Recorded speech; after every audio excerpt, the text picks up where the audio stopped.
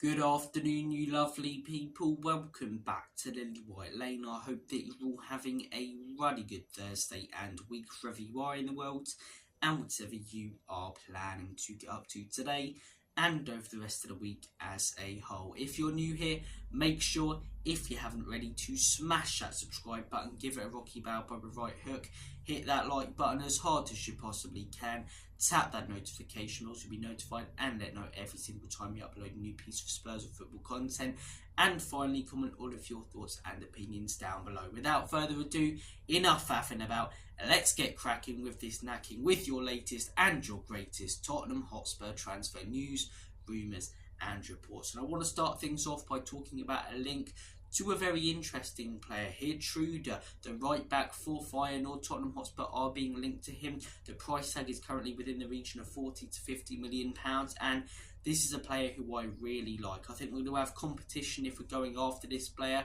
I wouldn't be surprised if you see a team like Aston Villa go in for him. They need a more attacking right back, and that's something Matty Cash struggles with. Plus, he's not the nicest guy, as we all know as Tottenham fans. Liverpool as well. Onslaught coming in. He knows Geertruida very, very well, so I wouldn't be surprised if you see Liverpool go in for him. But I think this would be a great signing for Tottenham Hotspur. I'm going to stand by what I've said in recent transfer videos. I think there's other priorities that need to be taken care of first. I think we need a striker, a proper box-to-box midfielder who can do the defensive work and has a bit of muscle in there. And I think we need a skillful and technical winger. But if we sign one solid player in each of those positions, I would absolutely love this signing. And as I say, he'd give a lot of healthy competition to Pedro Porro for that right back place. It's not like he's going to be sat on the bench, you know. We've got players then who can rotate, who are both as good as each other, and who are going to get, you know, we're going to get the best out of both players, because they're going to know that if they have a bad game, the other one's going to come in. Porro's going to need to have a good game when he gets a chance on the pitch, because if he doesn't, Geertruida's starting, and vice versa. So it's not necessarily bringing in a backup. It's not necessarily bringing in a first team player. It's bringing in healthy competition for positions in our team, which is what the top teams have. Manchester City, they have healthy competition. You know, Alvarez isn't a bench player. He might be leaving this summer, and we'll mention him later in this video, but he hasn't been a bench player for Manchester City. He's been a player who rotates with Erling Haaland. You know, that's what we need. We need rotational players and healthy competition instead of backups. And Geertruida will provide us exactly that. Look, he's got some very good stats. I believe he scored 8 goals, 5 assists in the previous season. He's been smashing it in the Dutch league. But as I say, I think we probably will have competition for this player. And in all honesty, I think it looks like the club have other priorities. This hasn't been reported by the most reliable journalists yet, but it's gathering some pace. I've seen a fair few articles about him, and it's a signing I would love. Do I think we'll get him though? Probably not. I think Liverpool will likely get him. Sorry about that, guys. Throats all over the place this morning, but I think Liverpool probably get him. That Onslaught connection, Villa as well. I wouldn't be surprised if they do with Matty Cash, but it's definitely an interesting one. And what I will say is watch this space. Geertruida, what do you guys think about that potential signing? Moving on to the next player, we are going to be discussing Andreas Peirera. It looks like Andreas Peirera is going to be leaving Fulham this summer, and a number of clubs are reportedly interested in the attacking midfielder / winger, and one of those clubs is Tottenham Hotspur. The price tag would be within the region of 25 to 30 million, and in my opinion, he's a good player, but we don't necessarily need him. You know, he's an attacking midfielder who can play on the wing very, very well.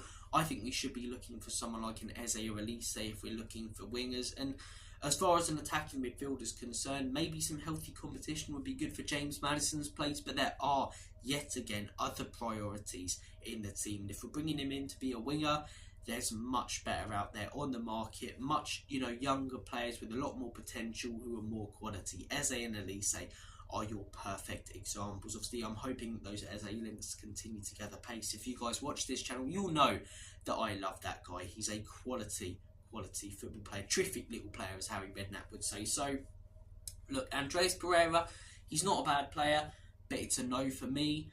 I'm probably 60-40, you know, to Tottenham signing him. I think 40% chance of us signing him. I'd say 60% chance of us not signing him. I wouldn't rule this one out, in all honesty. We could get him for a decent amount of money, and we know that Levy loves to opt for the cheaper options in positions that we need to strengthen him. But he's not a bad player. He's done very well at Fulham. He's Premier League proven, but he is getting on a little bit. There's younger players out there, players with a lot more potential, and players who, let's be honest, are a lot better. Who, if you pay an extra 15 to 20 million for someone like an Isaiah Elise instead of signing a Peirera, you'll know where that money's gone. So, look, Peirera, it's a no for me. But what I will say again, watch this space. I wouldn't be surprised if Daniel Levy goes out there to try and get him, and I wouldn't be surprised if Ange Postecoglou likes the guy and we target him this summer. Moving on, I mentioned him earlier in the video.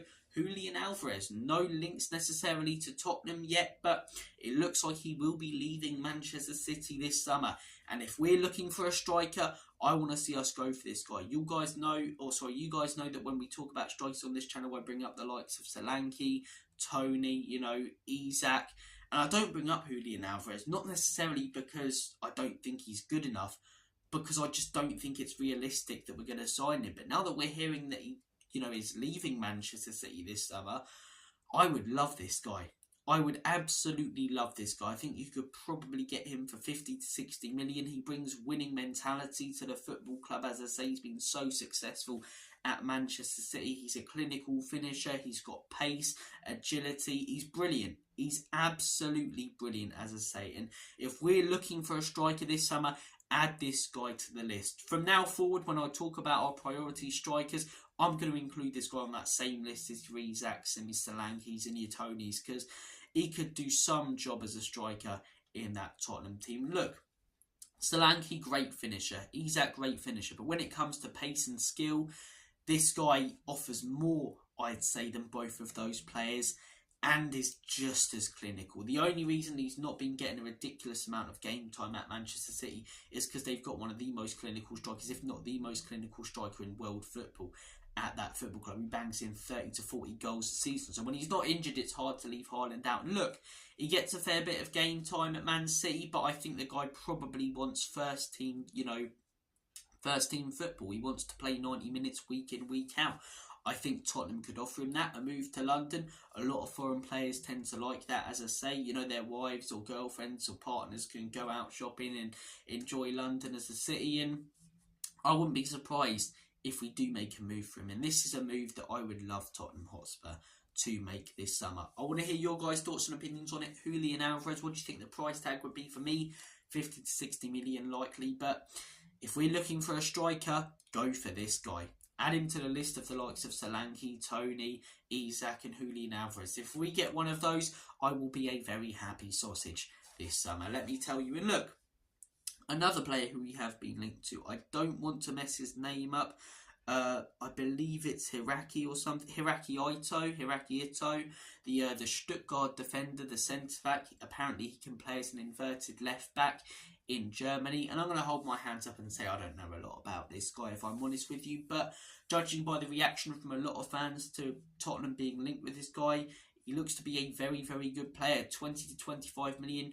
You guys know if we're looking for defenders, as I say, there's players who I'd prefer, but yeah, again, I can't judge the guy a lot.